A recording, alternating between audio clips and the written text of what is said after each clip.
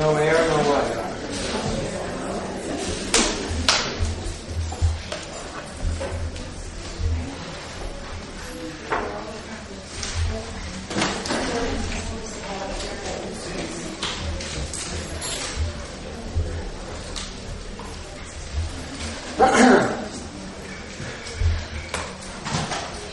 How many of you feel this is an important subject? Vows, commitments? I also felt it was important. And that was my motivation behind doing this. How many of you would like to learn to strengthen your vows and commitments? How many wouldn't? So I want to make a disclaimer before I start. This little session I'm doing here today is designed principally around spiritual vows and the things that Prabhupada said about them. And Prabhupada was very, very, very, what do I want to say? Heavy. What's the word? Heavy. He was very heavy. Extremely heavy about this. And how many of you know me? So those of you who know me I'm not a heavy person. So if this comes across heavy, it's not me being heavy. It's just me representing what Prabhupada said about this. And this is an introduction on vows for a 20-hour virtual course we do. And in the virtual course, we talk about different levels of commitment for those who are not fully committed, and what to do when you fall down and how you deal with it. So you may be thinking in your mind, yes, but, and all the yes, buts are covered in the online course. But here we're going to be a little more focused on spiritual vows. I'm making the assumption that anyone who has come here so far is serious about Krishna consciousness. Otherwise you wouldn't come here and spend money. Now, on my way here, Vaisheshika Prabhu told me there's no air in this room. No air in this room, combined with the fact that we just ate, is a critical problem. Because in my experience of being a devotee for 37 years, I found that devotees eat too much and sleep too little. And when you combine those two together, it's difficult to stay awake. You agree?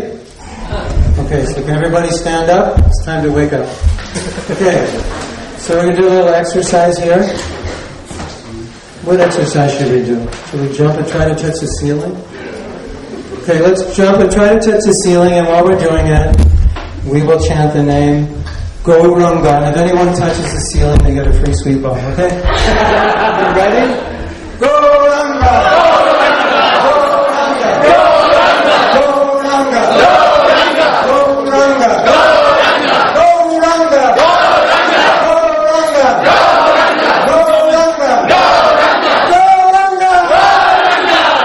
Thank you very much. So,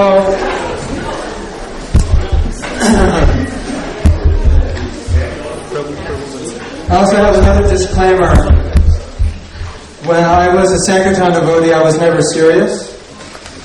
And when I get up in front of people, I feel like I'm on Sankirtan. So I tend not to be as serious as I should be. So, just so you know, I like to have fun when I do my workshop. So, if it's okay, can I tell you just a few things about myself, because you have to listen to me for the next hour. I became a devotee in 1970, and I was calculating the other day, I have actually lived in 16 temples. I actually moved every 2 years. And we don't have enough seats, do we? Okay. Somebody can help. So, and I've also stayed in another 15 or 16 temples. So I've had a lot of experience within the movement. And this was inspirational for me to develop this seminar. 3 things took place over those 37 years that I noticed. And they were, the icing on the cake was once I was sitting, eating a meal with Satyaraj, and Satyaraj said, you know, I think we should every year reaffirm our vows. And I said, what a great idea. And then I heard a radio show, they were interviewing a man, and they said, I've heard you've been married 25 times. He said, that's true. He said, every year I have a wedding, and we reaffirm our vows. So I thought, that's a great idea. We should reaffirm our vows.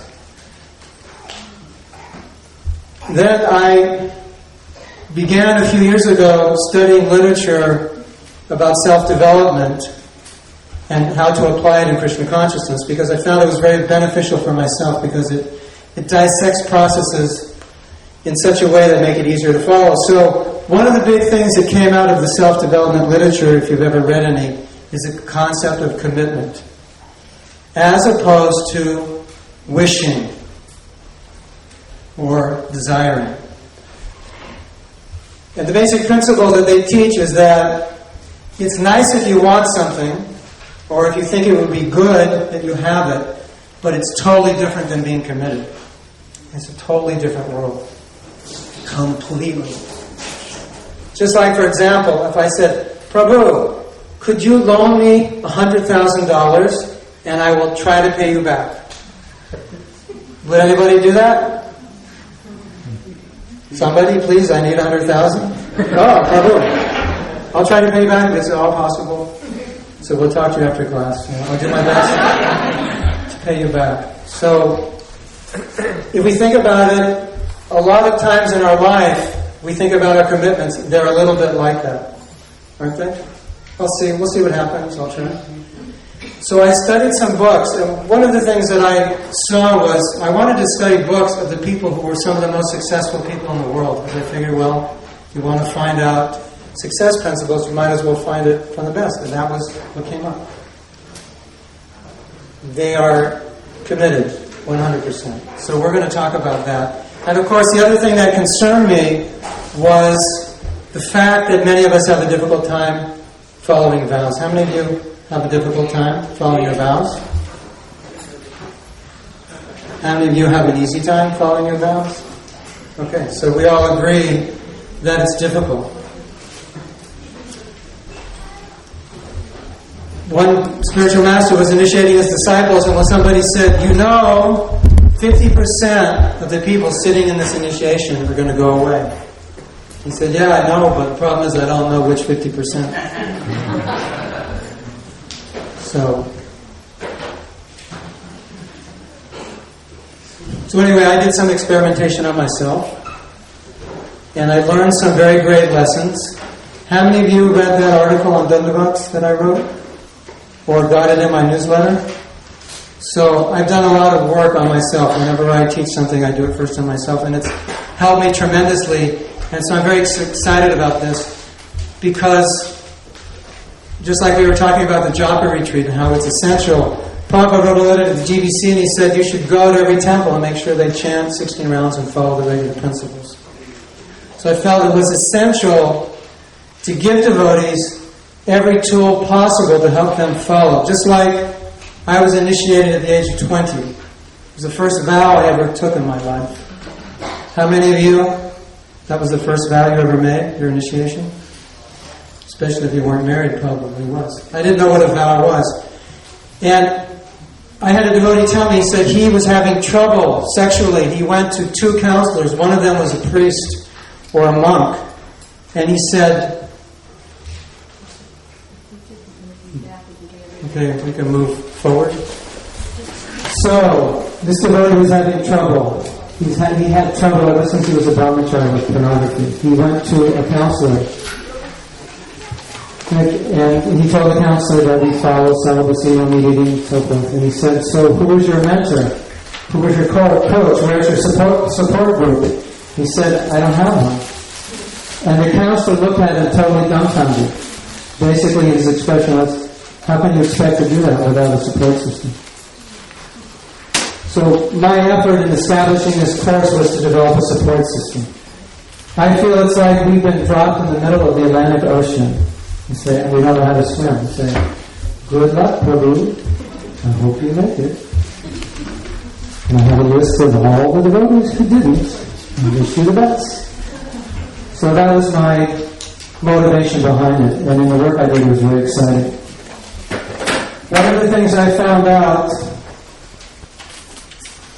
about commitment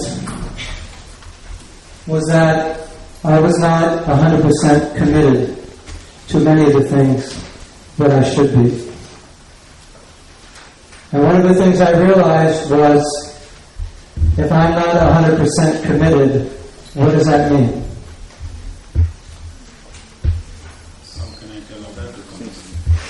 How am I going to tell others to come? How am I going to tell others to commit? That's true. And also for me personally, it means, what are my chances of following through on something? They're less to the degree I'm not committed. Just like Prabhupada gives the example, if you make a determination to fast on a fast day, then what happens after that? Once you make that determination? Is it easier? What's easier? To fast on a fast day where you make a determination, I'm going to do it, or you say, you get up and you think, I'll think about it. What's easier? You do it. Yeah. You make the determination. So there's a principle, a very interesting principle. And I just have to go through my notes and make a confession. What the Varnatam said, are you ready to do this course? And I said, not as ready as if I were being paid to do it. So what the reality is... You get $100,000 out of it. You don't have to... Yeah, that's true. That's true. But I didn't know that before. So, here's the principle. Principle.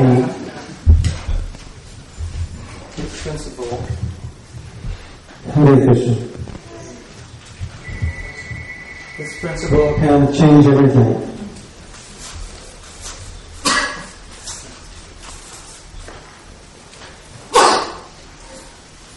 Yeah, got to put an A there. The Indians might not understand this. We have to translate for you.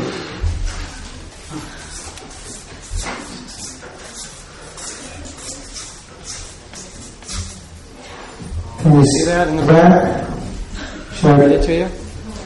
Hare Krishna. It says 99% a bitch, 100% a breeze. So for all the non-Americans, or those who... Do any Indians know what that means?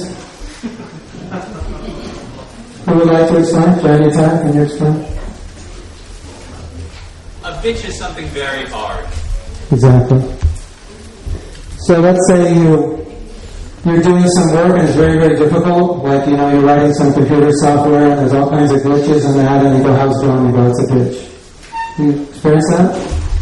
Any computer software programmers, there's a new word, American word in your vocabulary. When you go back to work on Monday, after a few hours of working, you go, this is a bitch. And now look at you. So, what does this mean? If I commit 100%, what happens? What happens to the question about whether I'm going to do it or not? It's gone. The bridge is burnt behind me. If I leave 1% doubt, what does that mean? I get up in the morning and I think, am I going to do it? Or am I not going to do it? Is this a simple principle? How many people in the world do you think get up in the morning thinking, whether I'm going to do this commit or not, 100%? Practically everybody.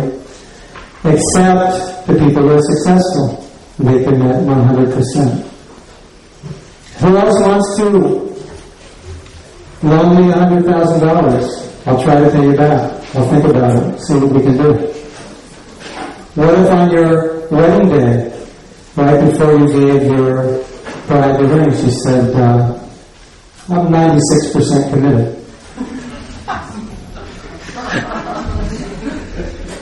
What if your surgeon said, I'm 98% committed? What if the pilot said, this is your pilot, I'm 76% committed? That's probably all you are committed to anything you do. What would you think? So this is a principle that can do amazing things for you. So what I would like you to do right now is write down all the things you're committed to, and next to it, write down what percent you're committed to them. And if you don't want to do it anyway. The classes I give are you have to, if you don't do the work, you're not going to get anything out of it. So if anyone doesn't have a piece of paper, we can still get you one. Paper, pen, anybody? Write down the things you're committed to and what percent you are committed to them.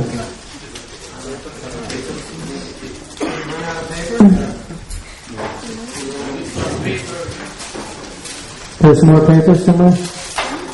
Well, here's a piece. Can we get that piece to the back?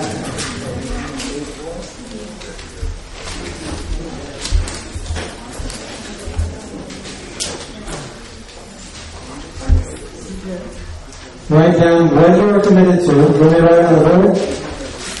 That you're committed to chanting a certain number of rounds. You're committed to go to the temple a certain number of days. You're committed to your wife, your husband, your kids. You're committed to your job. You're committed to reading. You're committed to going to school. You're committed to a certain career. Whatever you're committed to, write it down and write to what degree you're committed.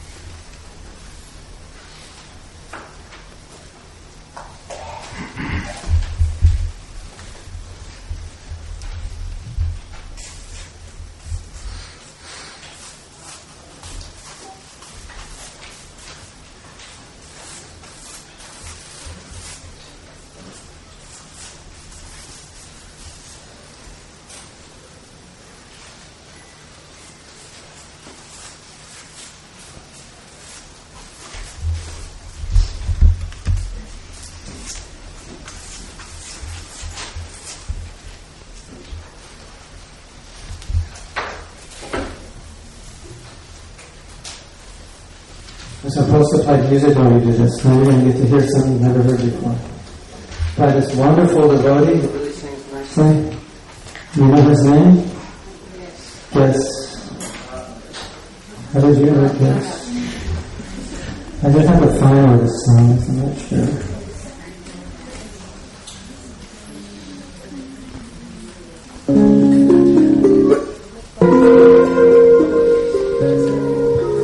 There's two other questions I want you to answer. If you're not at 100%, why? And how you can get it to 100%, what you'd have to do.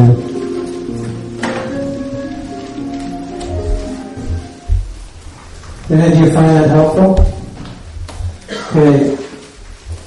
There's a lot in between the space between the 100% and where you are. There's a lot going on there.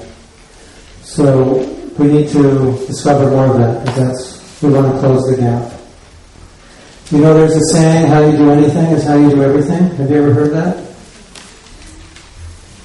So, sometimes you might say, well, it's okay not to be committed in one thing, and I'll be committed in another. But generally, it's pretty much, it tends to be how you're going to be committed in one thing. It's an overall way of looking, an overall way of doing things. So my experience is, commitment in little things will make commitment in bigger things.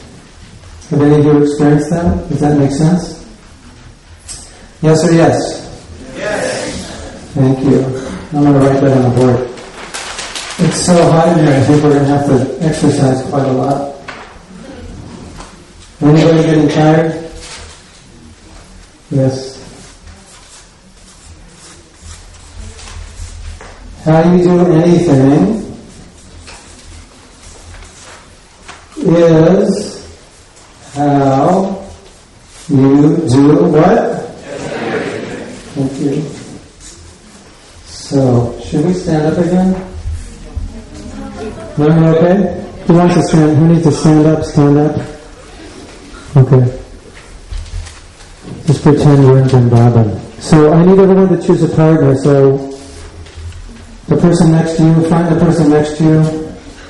This is, don't go in groups of 3, go in groups of 2, and just figure out now who's going to be your partner. And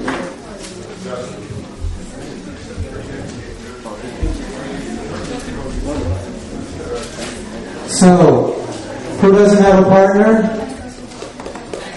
Okay, Mataji, you don't have a, okay, you don't have a partner. Okay, who else doesn't have a partner? You two can somehow either get together. Is that possible? Logistically? Raise your hand if you don't have a partner, and then meet together. Look around and meet. Mataji, she needs a partner. You two, if you can meet. Okay. So who's going to be partner A? Raise your hand. Okay. Partner A, you're not going first. Partner B is going first. So partner B, sorry. So this is what you're going to do, partner B. You're going to start, and I want you to talk about the space between where you're at and 100%. What it is, why it's there, what you can do about it, how it makes you feel, how it's affecting your life. Anything you want to talk about that space. If you're a touchy-feely, just talk about how it makes you feel, how it would make you feel if you were 100% if you're not there. If you are there, how it makes you feel being there. If you're an achievement type person, how are you going to get there? Or if you're an introspective person, why you're not there. Anything you want to talk about that space between where you are and where you want to be. Talk about it, and I'll give you a few, like 3 or 4 minutes, and then I'll ask you to change, and it'll be partners A. Partner A's turn. Thank you. So partner B, you begin.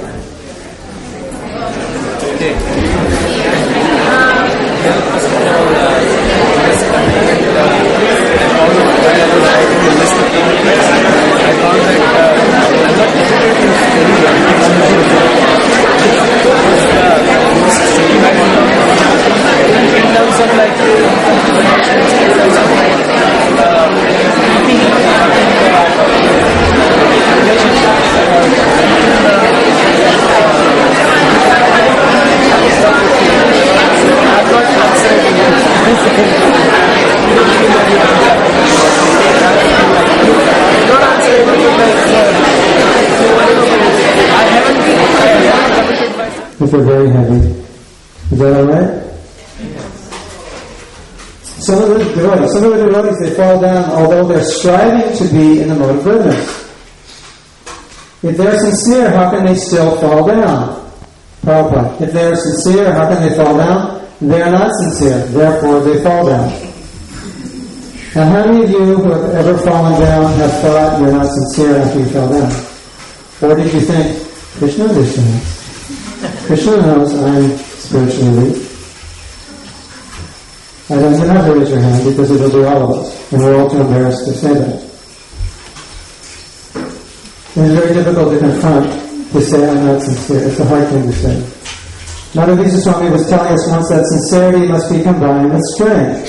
Spiritual strength. Yes, spiritual strength means sincerity. Sincerity means spiritual strength. If you promise before the deity, before the spiritual master, that I shall observe the rules and regulations, and if I don't follow, then where's my sincerity? But the devotees are trying to be in the mode of goodness. Prabhupada will try. This is the big one. Well, trying. Then why do you take initiation and promise? You are trying? First of all, you be fixed up. Why do you cheat Krishna, the spiritual master of the fire?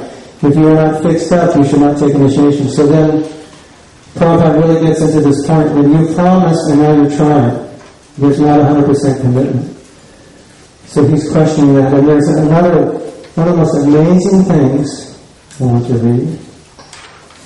2 more. Stay with me. Gets better. Is everyone still awake? Yes. Doesn't sound like it. Everybody still awake? Yes. This is really good. Should I read it? Yes. Next time? Yes.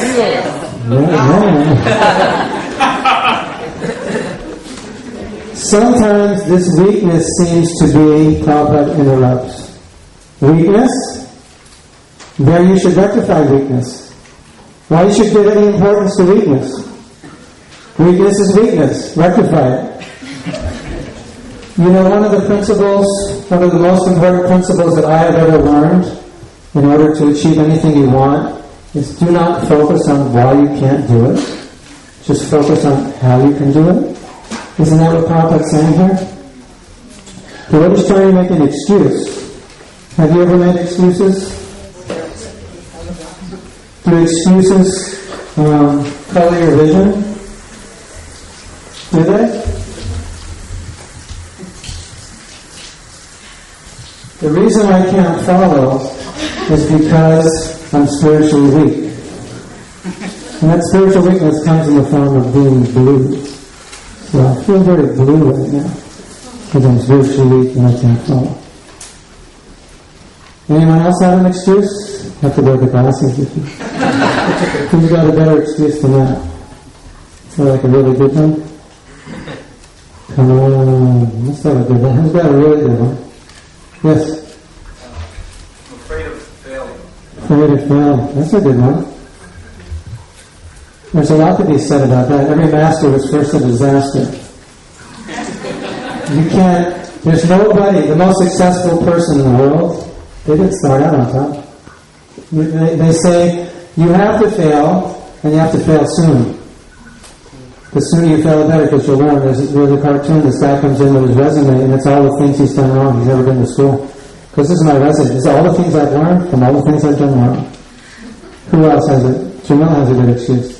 I had a bad childhood. You had a bad childhood. You blame it on something. So this is all the jaded vision. Right? Take a picture of that. For the people back home in Orlando. Hare Krishna. So, there's one more thing I'd like to read. And when I first read this, this caught me off guard. I think this is even better than the last one. Are you ready? Yes! If you take the online course, you get all this on your computer. So if you ask me for it now, you're going to take the course. You're going to pay your dues. Okay. Alright, sorry. The process is to follow some rules and regulations, but they say, how do you get the strength to follow the rules and regulations? Same question. I'm too tired to exercise. How do I get the strength to exercise? Oh, I have the answer. Just go to sleep. We get all kinds of energy, right? Is that the solution? How do I get the strength to exercise? To follow, not by asking. What does Prabhupada say? Let me read this again. The process is to follow some rules and regulations, but they say, how do you get the strength to follow the rules and regulations? And Prabhupada says, that is not your business. That is very heavy. What did Prabhupada say? That is not your business. Can I read that again? Should I act it out more? Yes. Srila Prabhupada? The process is to follow some rules and regulations, but they say, how do you get the strength to follow the rules and regulations? That is not your business. That is Krishna's business. Is that heavy? It is not your business to get the determination. What is your business? It's to follow your promise. You follow your promise, what happens? Vows and power. Krishna gives you the strength. Is that an amazing quote? Yes? Didn't sound like too amazing. Is that amazing? Yes! Okay, everybody get up. Everybody turn to your partner, give them a high five and say, that's an amazing quote.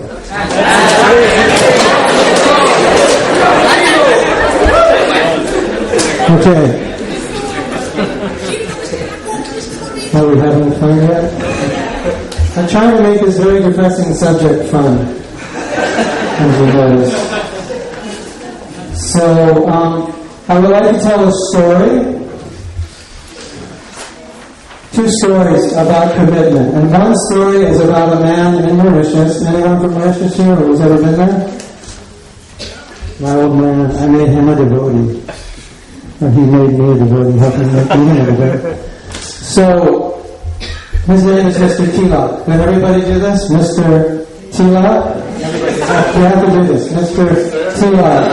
And the reason you have to do Mr. Tilak is because I want you to remember this story every time you put on your Tilak. Every time you say Tilak, please go Tilak. This is a wonderful story. Every time you put on Tilak, if you remember this, it will help you a lot. So, I was in Mauritius speaking with Mr. Tilak, and it probably was 1992.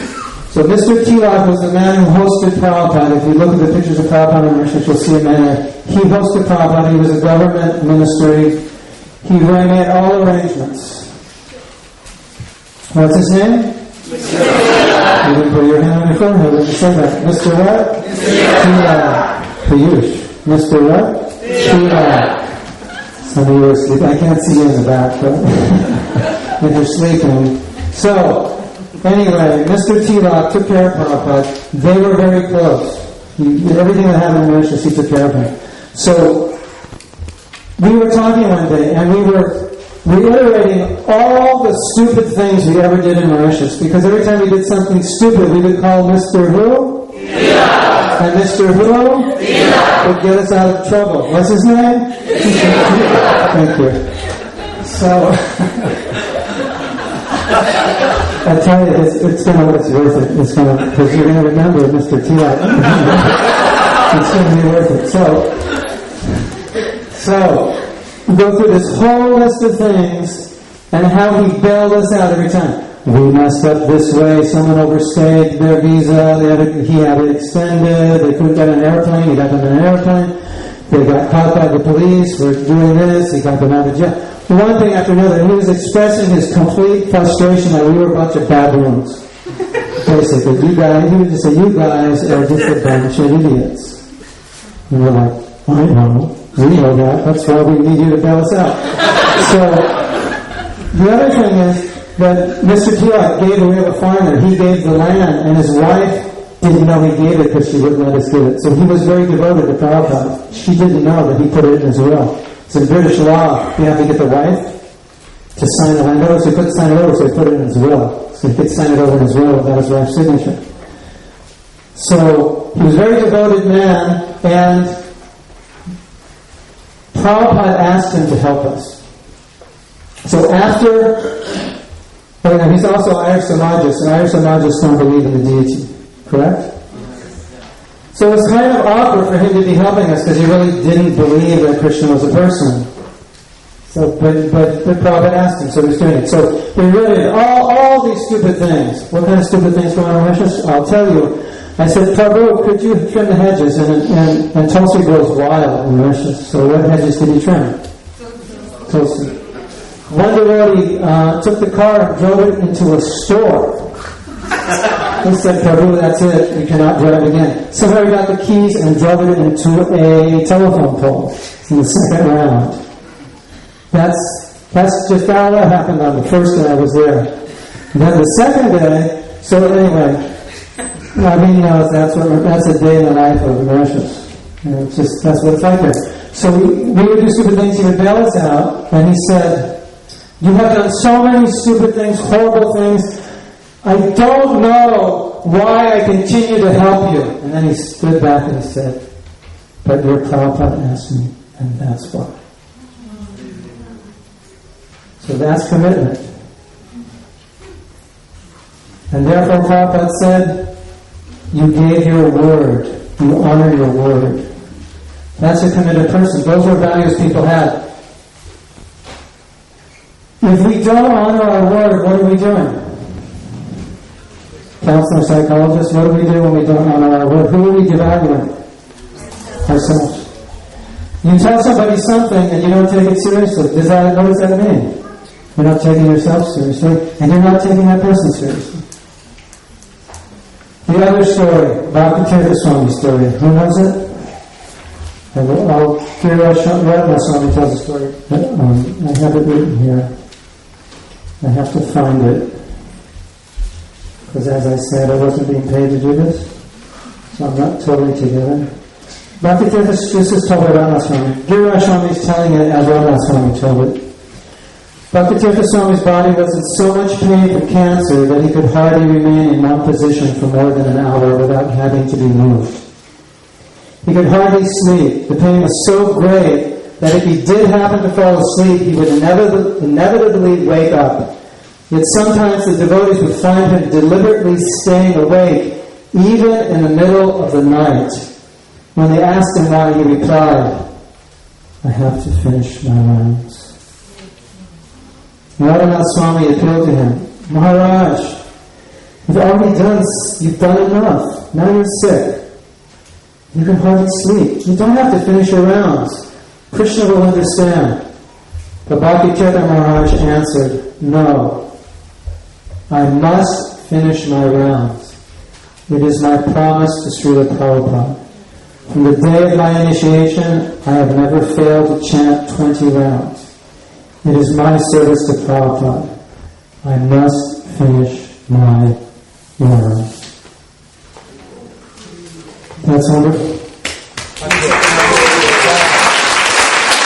So, when we talk about commitment, this is what we're talking about. We're talking about Mr. Tilak, we're talking about people like Bhaktitirtha Swami, and we're talking about Srila Prabhupada, who said, "I thank you all very much for accepting me as your spiritual master, and I promise that I will take you back home, back to Godhead." That is Prabhupada's promise. Prabhupada said, when you take initiation, it is a contract. He took it as a contract. He took it that seriously. So, that was the first point. The other point I want to make is that vows are relational. Commitments are relational. I'll ask you a couple questions to make this point. Bring to mind a time when someone made an agreement with you. They followed through on the agreement. Bring to mind a time when someone made an agreement with you, broke that agreement, and afterwards you saw that person. How did you feel? How did you feel? Upset? Let down. Betrayed? Distant. From the person. Disappointed. They must have had a need why they didn't show. Oh, she's the empathic. They had to leave by the show. You're not supposed to say that. Threw off my whole presentation.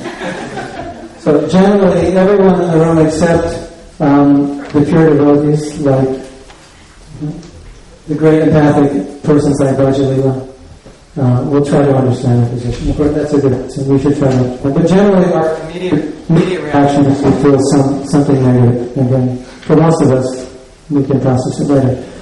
Think of a time when someone made a commitment to you and kept it afterwards, and you saw the person. How did you feel? Thankful, happy. Think an example of a time when you made an agreement with someone and you broke it, and afterwards you saw that person face to face. How did you feel? Guilty, sorry, shameful. Recall an instance where you make a commitment to someone and fulfilled it. How did that feel? Good. So we can see how commitments develop into relationships.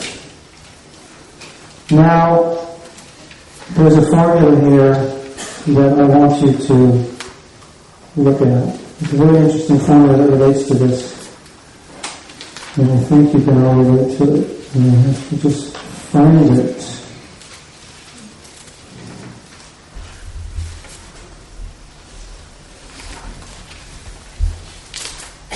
All right. I've almost found it. I didn't find it. Anyway, here's a formula. You know this formula. Okay. You make an agreement.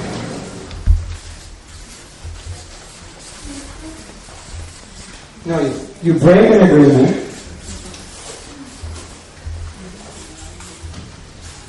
This is a mathematical equation here. So everyone who's not good at math might get this, but try your best. You breaking an agreement plus a good what? Good what?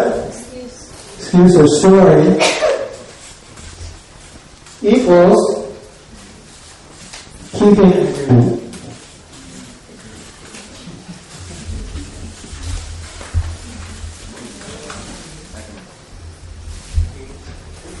Breaking an agreement plus a good story equals keeping the agreement.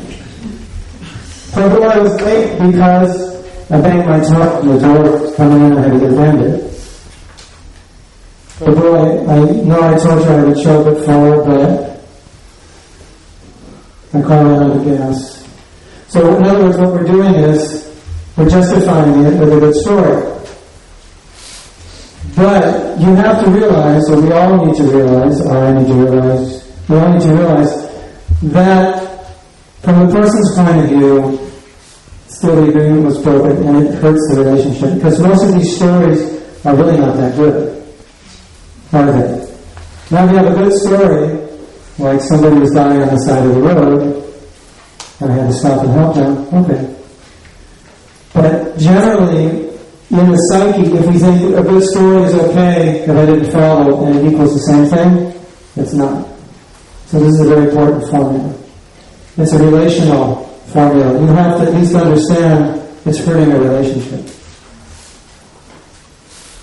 Now, could you write down 3 or 4 things that you've promised people you would do that you haven't done yet on a piece of paper that you should have already done?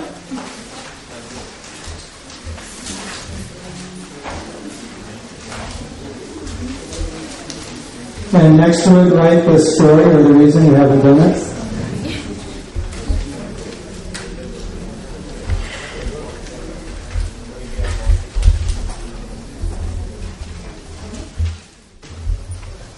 Is that erasable? Oh yeah, that's okay. You erase them off your piece of paper. This is just an exercise to see how easily we tell people we'll do things and forget, especially when you owe people money. How many of you forget how much money you owe people? They never forget. We don't forget if you owe us money. So what I would like you to do now is write down anything on a piece of paper that you would like to reaffirm your commitment to, or something you have not committed as much that you would like to commit more to, or something you're not at all committed to that you would like to commit to. Any commitments you're not 100% committed to, or commit to something new. And are you finding that difficult to do? 99% is a bitch, 100% is a breeze. If we're 99%, it's going to be hard. You can get it to 100%. I want you to save these for now. We're going to bring these up. As I'm talking, if you want to write it, we're going to bring them up in a little bit. And I'll go off another principle which has proven very valuable to me. Well, let me go back to this relational idea. Those of you who got the newsletter heard a story that I wrote, that I made up. It's a fictitious story, and I'd like to relate it to you because it was very powerful for me. I envision going back to the spiritual world and meeting Krishna. And I got to the gates and they told me to wait at the gates. How many of you have heard the story? Okay, so not all of you. And then I saw Krishna in the distance for the first time after time immemorial, coming towards me. And I was told he wants to personally greet me. And my heart is pounding, my body's shaking, I'm crying, I'm thinking I finally made it, there's my Lord. I can't get over what's happening, this is it. It's a very emotional experience for me, and I see this beautiful form, and I can't take it. It's amazing. And Krishna comes up and he looks at me, he's about to speak, and he's looking at me in a way which makes me feel there's something he's concerned about. And I'm thinking, what is he going to tell me? Is he going to tell what he told Gop Kumar? It's been so long since I've seen you. You've suffered so much. I'm so happy to see you. I'm going in my mind, what is he going to tell me? How much he loves me? How much he misses me? And he smiles, he looks at me in the eye and he says, I don't know if I can trust you. And that's it. You're devastated. You're finished. So that meditation has been very, very powerful for me. And often I think, when I'm challenged in my own commitments and vows, this thought comes, can Krishna trust me? If Krishna appeared to me right now, would he say, I'm not sure if I can trust you? Can Krishna trust us with the whole world? Can we handle it? The money, the power, the wealth? Will we still be committed to our vows if I had $1 zillion in the bank and 10 million followers? Can he trust us? Can Krishna trust me? It's been a very powerful meditation for me. Prabhupada said Krishna can give you the whole world. So when I am challenged in my vows, I like to think, Krishna, I want to show you can trust me. Because I don't think there could be anything more devastating that could ever happen to me than Krishna telling me, I'm not sure if I can trust you. So I just offer that. That's a personal, it's just something I have done personally that I found very, very powerful. To tighten the weak links. Maybe I'm at 99%, but that link is still weak. If any of you make jewelry, if you have a space in a link, the jewelry falls apart. You have to tighten it completely. So that's been a powerful meditation for me. Another powerful meditation. How many of your devotees here are initiated? I'm going to do an exercise for you. You other devotees, you can do, if you want to get initiated, you can imagine this happening to you. Please close your eyes. Find some music here.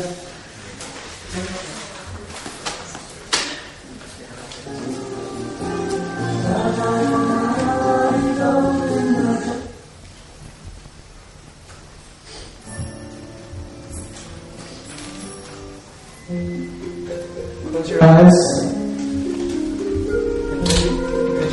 Visualize you're sitting at your initiation ceremony.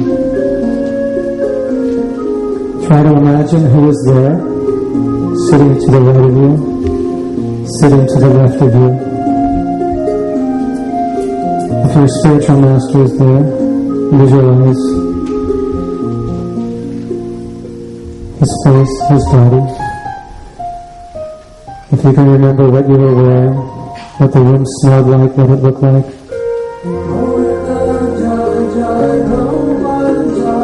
What the deities were wearing.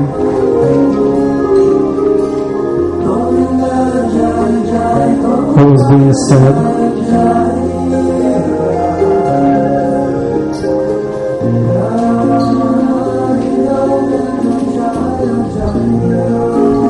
And remember what you were thinking. Remember what you were feeling.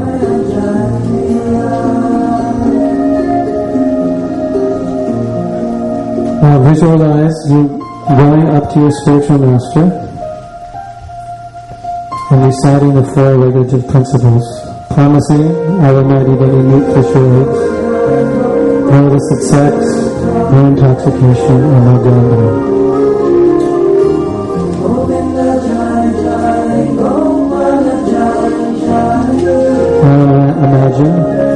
Remember, you're getting your beads from your spiritual master, or whoever gave you the beads, and you're promising to chant 16 lines a day.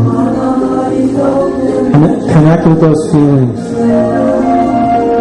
Connect with that determination you were making, with that resolve, with that intention. Promising to do this for life, every day. 365 days a year. Till I die, I've committed.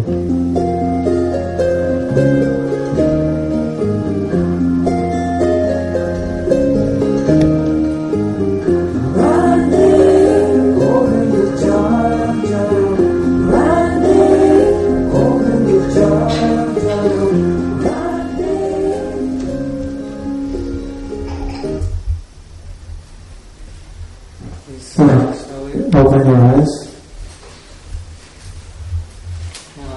I offer you that meditation as a gift to all of you who have been initiated. If you are ever challenged in your vows, in addition to thinking, Krishna, can you trust me? And you can trust me. Connect with the vows you made, connect with the mood you were in, connect with the promises you made, connect with the resolve, the intention you had at that time. And connect that with your word of honor and the things that Prabhupada said that you promised, you said you would do it. And focus on how that relates with all your activities, not just your spiritual vows. Hare Krishna.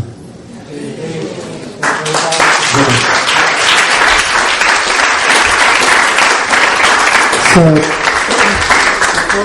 before we wanted devotees to share their realizations about the commitments that we have written down. Would it be all right before this, we do this, if I tell you a little bit about the online course we're going to be doing? That'd be okay? So we have some sheets, sign-up sheets. Can you pass those out? And while he's passing out these sign-up sheets, the sign-up sheets are an opportunity for you if you want to take this course. It's a virtual course, so you can take it anywhere in America from your home. And in addition, I have a monthly newsletter, and in the newsletter we deal with topics like vows, commitment, forgiveness, humility, envy. Where are they? I think they're on the back table. Yeah, I think they're on the back table. So you can also sign up for the newsletter. And I also teach some other courses, which if you take the seminar room A, coming up after this, we'll tell you more about. But I wanted to tell you about the online course. So, we discussed basically 2 points today. And the 2 points we discussed are vows are empowering and vows are relational. Agreements are relational.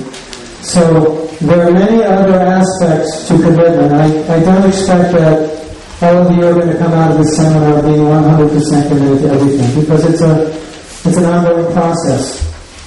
But I wanted to tell you what else we covered in this virtual class. This virtual class means that I, as your teacher, will be there live with you on the internet. It's not that you'll never see me. I'll be there. 1.5 hours a week. I'll be there, and there'll be another 3.5 hours of work and exercises like we're doing here that you'll do on your own. And the nice thing is that a lot of you who are in this room, you've had a chance to meet one another, so you're going to meet one another virtually. You're going to be in the same classroom, so you can create a bond. So, we are going to talk about commitments to ourselves. We find that most people find it easier to commit to others than to who? To ourselves, isn't it? So we're going to talk about that, how to become more committed to ourselves. Then we're going to talk about another big one.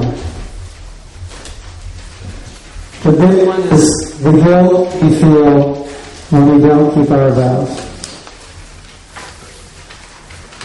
If we take initiation and we make vows, there's a very good chance at some point we're not going to keep them. Something's going to happen. Statistically speaking, I would probably venture to say most of us slip and fall at some point.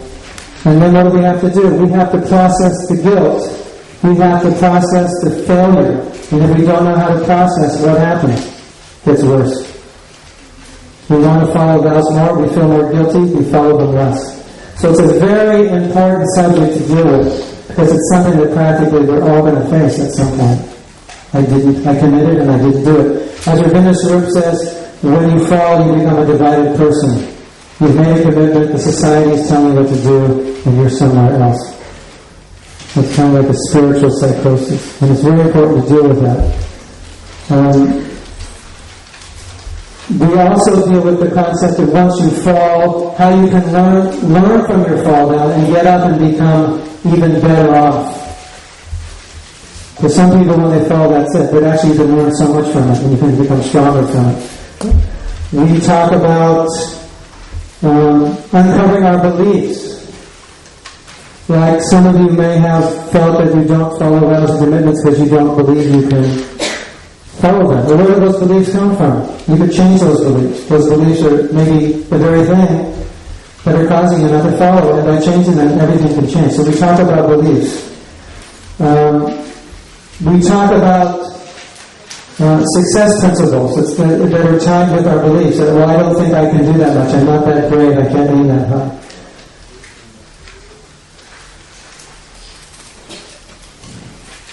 You know that there's a principle. When you're challenged to make a commitment, what happens? You grow. Isn't it? Is everybody still awake?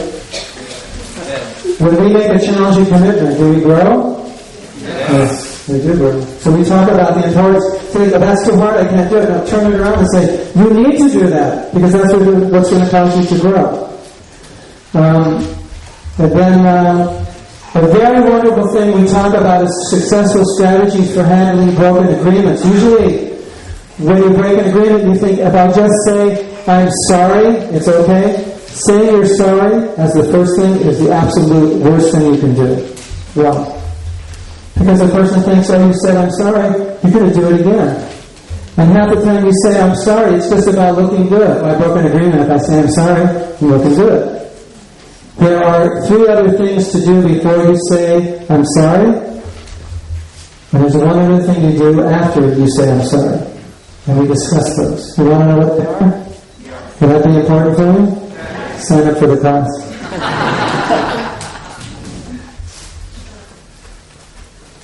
Sorry, I'm a salesperson, but it works.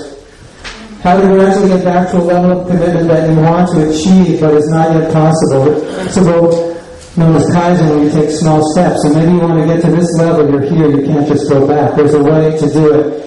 In a seminar on vows, I had to always commit. I said, do you read Prabhupada's books every day? They said, no. I said, would you commit? They say, no. I said, will you commit to 1 sentence a day? They said, yes. So now I read Prabhupada's book every day, 365 days a year, 1 sentence at a time. So you can commit to little things. Sometimes you think, oh, I can't do it, it's too big. Commit to small steps. I'm not at 16 rounds, I've fallen down. Okay, I'm going to do 4.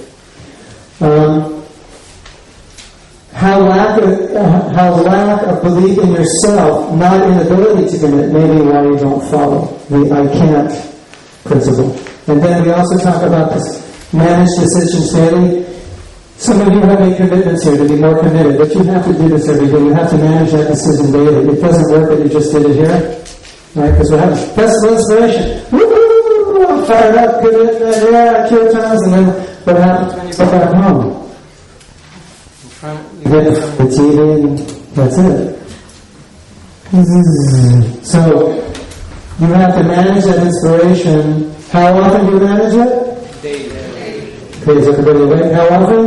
Daily. Thank you. So you have to manage it daily. So, another thing I would like to offer you is, if you think this would be important, this seminar, for anybody that you know, then outside on the table there, we have more sign-up sheets. So you can bring that back to your temple with the web address. You can also, if you'd like to purchase this course for your friends, you can sign up here. Okay, how much does this course cost? It costs $175. It's 20 hours. For everyone at Festival of Inspiration, it's only going to be $135. And that means anytime you sign up here for the course, you can take the sheets with you. You can sign up now. And if you sign up, I will personally offer you a gift. I produce 6 CDs, tapes in my day, plus about many, many other songs. I will offer all of them to you as downloads. You will get the address and you'll get a free download of every song I record. Is that good? So that's just a little impetus for you. If you had to buy that as CDs, that'd be $90 right there. Of course, the ladies don't pay $15 for CDs. They get it from their friends for nothing, right? That's why Mahatma's so rich. They're making all those CDs. But this couple over here is going to give me $100,000, so it's going to pay for it. So I will offer you, when you sign up, you're going to get a web address. You're going to get a link where you can make all my songs. Did you like this song? This is unreleased. So you're going to get some unreleased stuff. I have all kinds, English, Sanskrit, everything. So that's another impetus for you. So it's 135, and it's a wonderful course. We go from A to Z about vows. The expected result is that you will be much, much more fixed in your commitments, a more committed person. A lot of problems you have in following the principles will be resolved. You'll be a person more reliable to your word. You'll be better to the people around you. So I hope you enjoyed the seminar. I want to thank you all for coming, and we hope to see you. We're doing another one. I'm inviting you to another seminar. What you're doing? Okay. We do other courses besides that. We do forgiveness, we do japa retreats, we do prayer, and we have so many other courses in the works. Wealth building. Who's interested in wealth building? We're going to do a course, wealth building. Yeah! Uncle Barnatown, he lost all his money. He's really interested in that. So, how to make money, how to grow it, how to spend it. Sexual purity, is that an important topic? Envy, jealousy, humility, all these things. We're going to do it. We're going to tell you about this company we've developed called What About Life. And if you go to room A, what's that? The title is, this is a Zen title. What's the title? Going Beyond Flickering Devotion and Isolation. Can you figure out what that means? No, you have to come and find out what it means. Mahatma Kunteya will be presenting, Rajalila will be presenting, Purusha Sutta Vidyabha. So take these sheets.